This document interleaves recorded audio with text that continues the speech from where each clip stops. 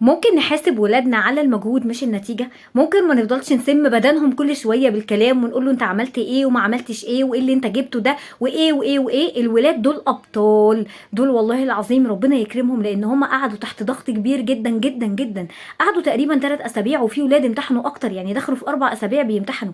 انت يا كبير وانت يا كبيرة ما تقدريش تكملي ابدا. لو قالوا لك مثلا ان انت هتتحطي تحت اختبار لمدة اسبوع، والله العظيم ما تقدري ان انت تكملي ابدا. معلش احنا يا كبار بنتحط تحت ضغط نفسي، حاجات ماديه وحاجات بقى اجتماعيه ومش عارفه ايه، والحاجات دي بننهار، ما بنقدرش ان احنا نكمل، ولو كملنا بقى بنبقى مكتئبين ومش عارفه ايه، وكل القصص اللي بتحصل دي.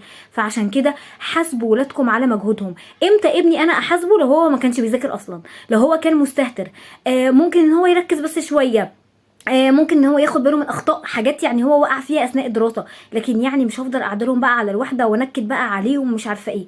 بصوا اقول لكم على حاجه، الحمد لله ان ولادنا دول في حضننا. الحمد لله يا رب العالمين ان هم نعمه من ربنا سبحانه وتعالى، ان احنا نحمد ربنا عليها وان احنا نحافظ عليها. يعني انت لو جيت بصيت لا قدر الله بعد الشر كان ممكن يجرى لهم اي حاجه، تقول لا معلش ولادي يبقى في حضني الحمد لله، ولا تعليم ولا بتاع. انا ما بقولكش كده، انا بقول لك ان الحمد لله يا رب، نحمد ربنا على النتيجه بتاعتهم. نشوف بقى الحاجات اللي هي كانت محتاجه ان هي تتحسن نعمل فيها ايه، نتكلم معاهم بالراحه وبالهداوه، ما تقعدش دايما مؤنب كده معاقب كده في الحياه، لا.